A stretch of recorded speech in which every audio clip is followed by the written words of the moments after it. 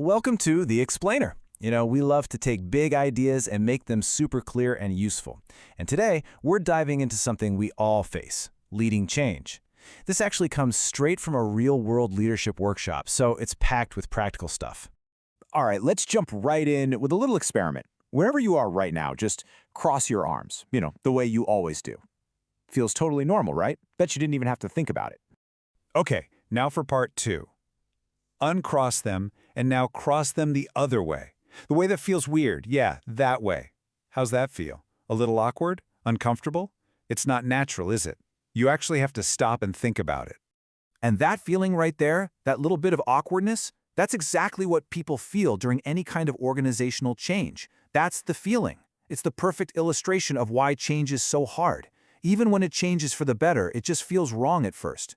And learning to manage that discomfort is more critical now than ever. Why? Because the pace of change is speeding up like crazy. We just don't have the time we used to.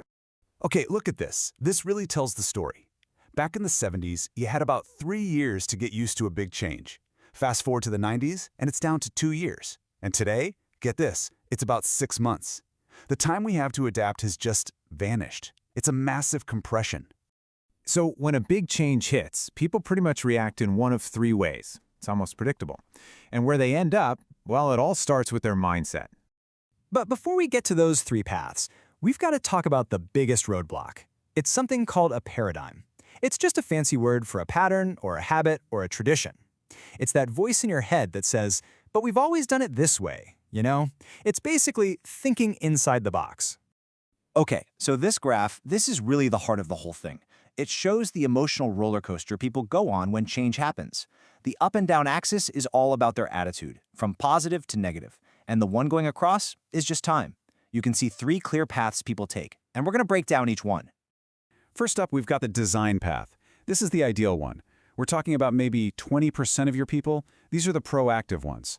As soon as the change is announced, they're already thinking, okay, how can we make this work? What are the solutions? They're engineering a good outcome from day one. Now the biggest group, about half your team, they take what's called the default path. You can see it dips way down before it comes back up. For them, the first reaction is feeling betrayed, like, how could they do this to us? Then comes denial. They kind of hit rock bottom before they finally, slowly start to accept the new reality and look for a way forward. And then there's the defiance path. This is roughly 30% of people. These folks don't just dislike the change, they actively fight it. They're looking for all the negatives, they're complaining to everyone, and they're basically working to make it fail. And well, that usually leads to a pretty bad outcome for everyone. So you see why this is so huge, right? If you know these paths exist, you can see them coming. You're not just reacting. The big question for any leader is, how do you get more people off that default and defiance path and onto that positive design path? Well, it turns out there's a whole toolkit for that. Great leaders in these situations become what we call change agents. And that means you're not just the person announcing the bad news. No, you are championing the change. You're modeling the attitude you want to see. You're out there actively finding and smashing roadblocks. And you're using structured systems to give everyone a clear path forward. And these systems aren't just corporate jargon. They're built on really practical, hands-on tools. Take the Gemba walk. That literally just means getting up from your desk and going to where the work actually happens to see and listen. Or short interval checks. Super simple check-ins every hour or 2 so there are no nasty surprises at 5 o'clock. Even something like a CIL audit, just making sure the equipment is ready to go, prevents so much headache. See? They're all small things that build massive amounts of trust and clear the way. So when you put it all together, the tools, the right behaviors, understanding those 3 paths, it all boils down to one single fundamental job for a leader. And here it is. Your number one job as a leader during change is to connect the dots. You have to make the correlation between the action you're asking for and the positive impact it's going to have. It has to be crystal clear. Because once people truly understand why they're doing something differently, that awkward feeling we talked about, it starts to disappear. So, let's wrap this up with a question for you.